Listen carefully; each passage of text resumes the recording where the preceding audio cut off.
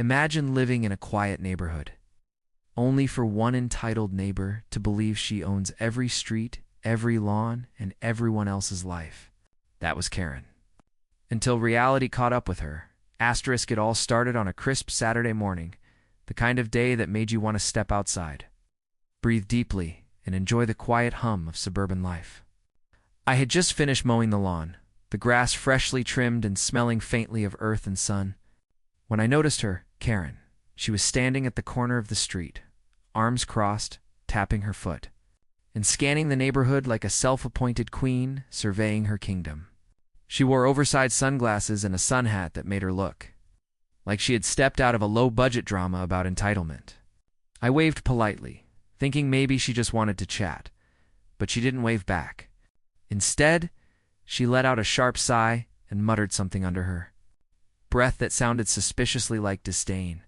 That was the beginning of a series of escalating encounters that would eventually test my patience and sanity in ways I could not have anticipated. Karen had a way of making you feel like your very presence was a violation. She began by complaining about small things. Almost laughably trivial, my mailbox was slightly crooked. My hedges were an inch taller than she considered acceptable. The sound of my dog barking in the morning disturbed her delicate sensibilities. At first I tried to be polite, adjusting the hedges, moving the mailbox slightly, and apologizing for my dog's natural behavior. But she was never satisfied. No matter what I did, Karen always found something else to criticize. It escalated quickly. One day, I found a note on my car windshield, written in bold purple ink. "This neighborhood has rules. You will comply." I blinked in disbelief. Rules?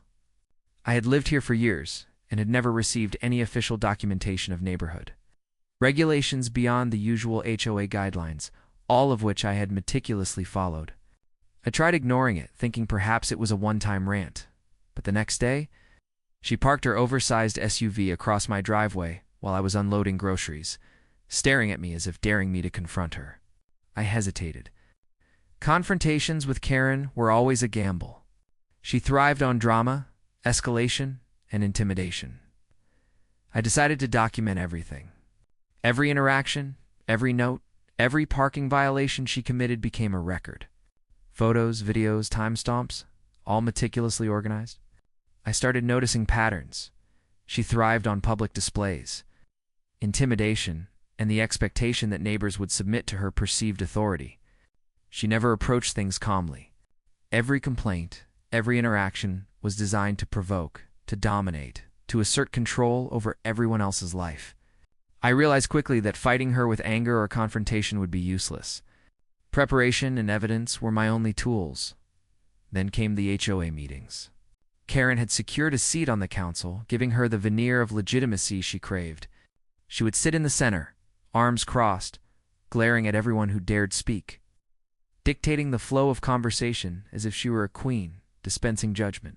Her complaints ranged from trivial to absurd. One member complained about a minor noise, and she launched into a lecture about community standards, citing rules she had clearly interpreted to suit herself. I observed quietly, taking notes. I knew the council was her stage, and she would use it to intimidate anyone who resisted. My patience wore thin when Karen targeted my property directly. She had somehow decided that my driveway, my lawn, and even my trash cans were now under her control.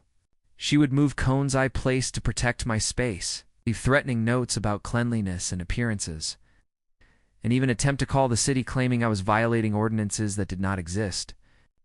I tried reasoning, speaking calmly, citing city codes, explaining my rights, but Karen didn't operate in reason. She operated in entitlement. Logic was useless against someone who genuinely believed they owned not just property, but people. The tipping point came during a summer block party. I had organized a neighborhood barbecue, inviting everyone on my street, hoping to foster community spirit. Karen arrived early as always, and immediately began surveying the scene like a general inspecting a rebellion. She criticized the placement of tables, the choice of music, even the types of food I had prepared. Neighbors exchanged uncomfortable glances, unsure how to respond. I attempted to speak with her privately, trying to calm things before they escalated. She laughed at me, a short, sharp laugh that cut like glass, and said, "This is my neighborhood. Everyone should follow my rules." I realized that subtlety and patience were no longer enough. Karen had crossed a line from petty annoyance to outright intimidation. She had declared herself the ruler of our street. It was clear she intended to maintain that status indefinitely unless challenged. But the challenge had to be careful, methodical, and legal. I began gathering evidence of her overreach, photos of her parking illegally, recordings of her confrontational interactions with neighbors, copies of notes she left threatening compliance with her imagined rules. Every piece of evidence became a small brick in a wall of accountability. I was building. I reached out to other neighbors who had quietly suffered under her reign. They shared stories, complaints about loud music, trash, pets, or even the color of curtains. Some had been intimidated into silence. Others had endured months of harassment. It became clear that Karen had cultivated a climate of fear, one that allowed her to control without opposition. We formed an informal alliance, sharing records, supporting each other, and documenting interactions meticulously. The goal was not vengeance, but restoration of normalcy and lawful community order. One weekend, I confronted Karen with a group of neighbors present, armed with evidence of her violations, photos of her SUV blocking streets, recordings of her aggressive interactions, and written documentation of her threats. She attempted to dominate the conversation, to lecture and intimidate. But each point she raised was countered calmly, backed with proof. Her expression shifted from arrogance to shock, then anger, then finally disbelief. The balance of power had shifted. She realized she could no longer dominate through intimidation alone. The neighbors, once silent, began to speak up, recounting incidents, sharing evidence, and asserting their rights. Karen, for the first time, was confronted not by a single person, but by a community united and prepared. I had learned the key to dealing with someone like Karen: patience, documentation, and calm assertion of rights. She thrived on chaos, manipulation, and fear. But the moment she faced order, clarity, and evidence, her power crumbled.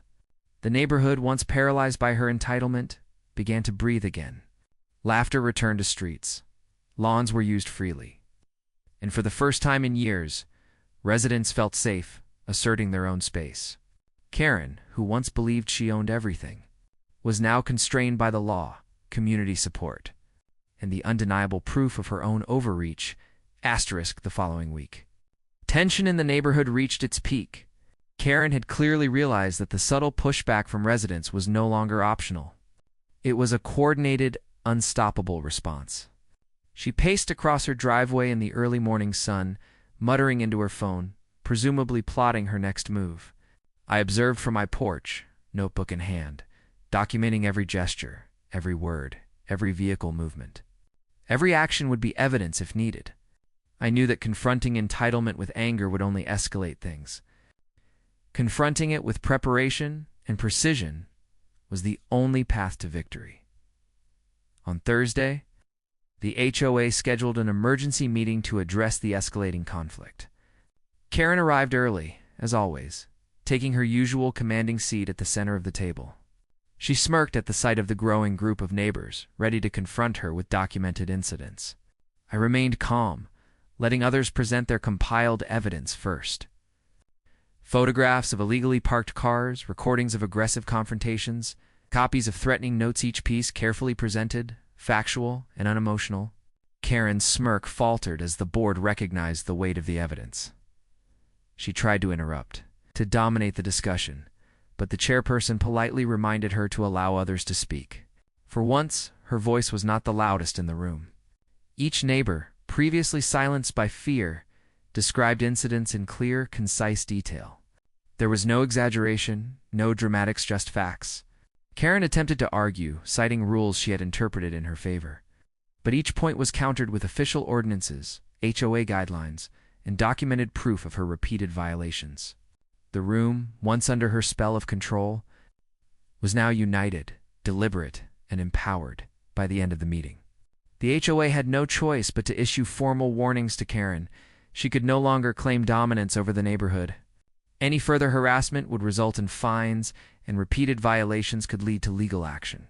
Her face reddened, a mix of frustration and disbelief, as the reality of her diminished control sank in. The neighbors exchanged relieved glances, a quiet sense of triumph spreading through the room. For years, she had ruled unchecked, but the balance of power had shifted, and she had no choice but to accept it.